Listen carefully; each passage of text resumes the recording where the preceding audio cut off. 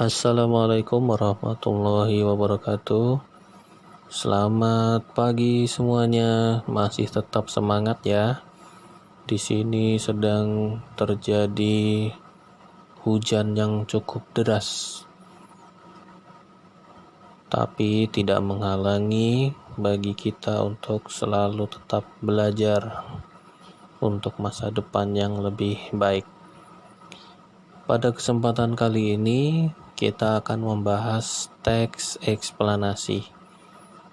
Silakan kalian simak penjelasan berikut ini. Teks eksplanasi.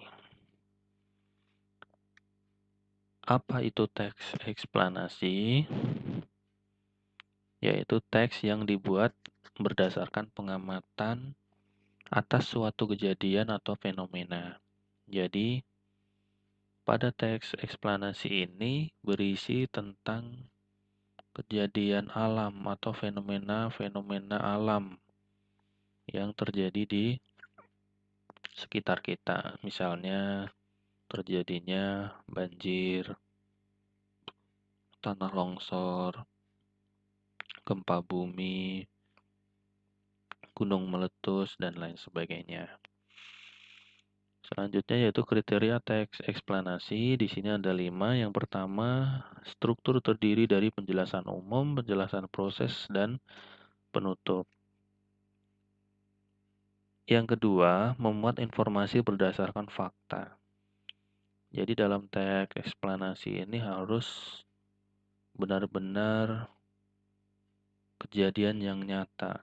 Jadi tidak boleh dalam teks eksplanasi ini menceritakan tentang hal-hal yang fiktif atau hal-hal yang tidak sebenarnya. Ini tidak boleh.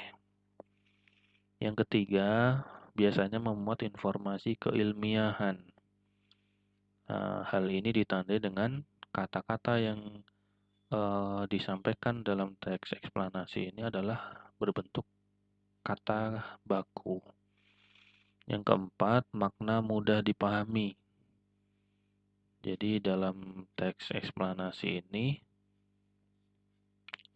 seorang penulis hendaknya menggunakan bahasa-bahasa yang mudah dipahami oleh pembaca, sehingga nantinya si pembaca itu akan mudah untuk memahami teks tersebut.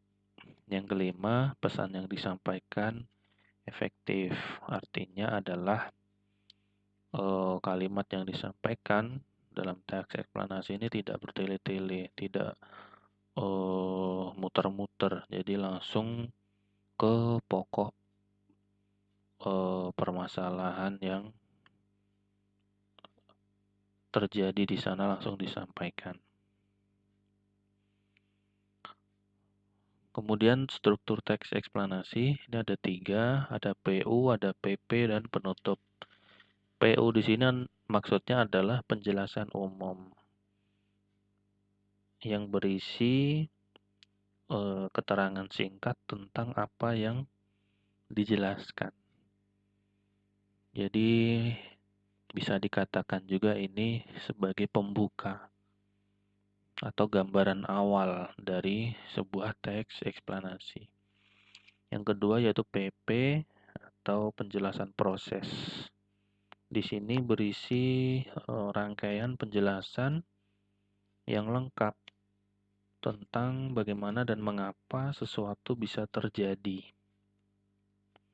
Jadi dalam PP ini menceritakan dari awal sampai akhir tentang proses terjadinya sebuah peristiwa. Yang terakhir yaitu penutup. Dalam penutup ini berisi simpulan atau rangkuman dari penjelasan-penjelasan berikutnya. Saya ambilkan contoh sederhana, misalkan kalian nantinya membuat sebuah teks eksplanasi berjudul terjadinya banjir misalkan. Berarti pada PU atau penjelasan umumnya, paragraf awal itu kalian menceritakan tentang banjir itu terjadi di mana, kapan, dan seterusnya. Intinya adalah pada PU itu menggambarkan kejadian banjir tersebut. Kemudian yang kedua, penjelasan proses, berarti ceritakanlah di situ eh, proses terjadinya banjir dari awal sampai akhir. Kemudian yang ketiga, penutup atau kesimpulan. Nah, misalnya kesimpulannya akibat yang ditimbulkan dari bencana banjir tersebut. Misalnya kerugian material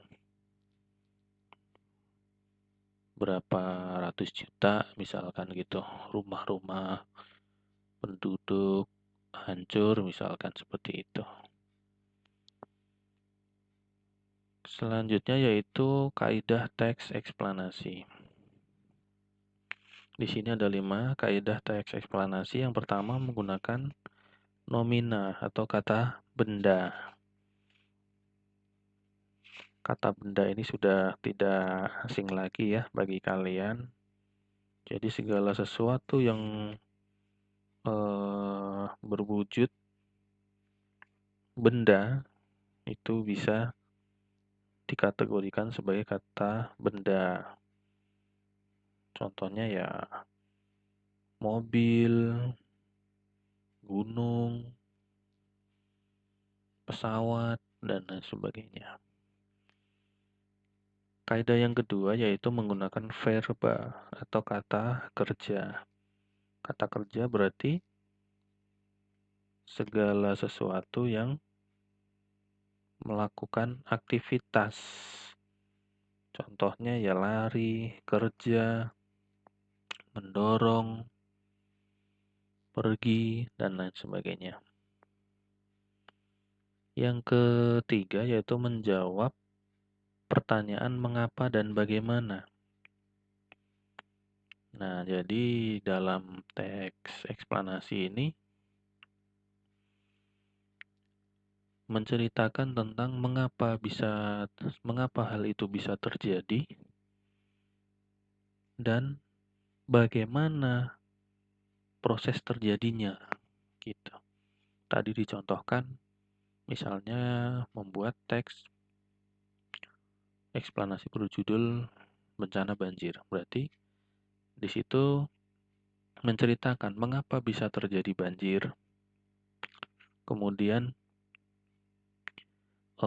bagaimana proses terjadinya banjir, dan seterusnya.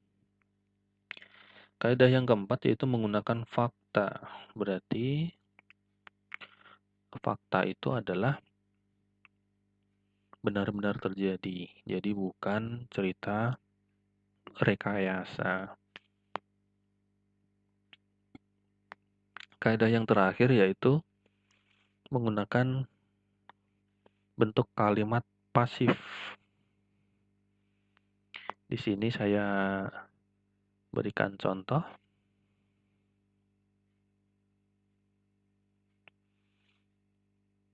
Kalimat pasif, misalnya ini, dalam letusan itu 2.800 km kubik abu vulkanik dilepaskan ke atmosfer.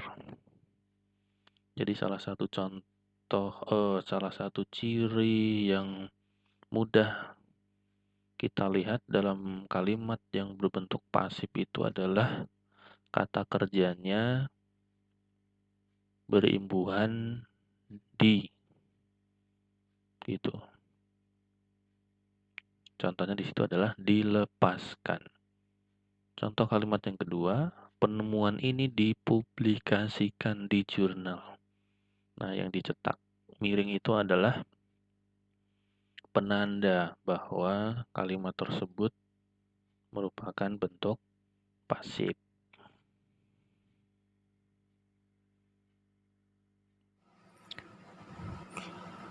Demikian tadi penjelasan tentang teks eksplanasi. Cukup mudah bukan? Mudah-mudahan pemaparan tadi bisa kalian pahami dan mengerti dengan baik. Sampai jumpa di pertemuan selanjutnya. Terima kasih. Wassalamualaikum warahmatullahi wabarakatuh.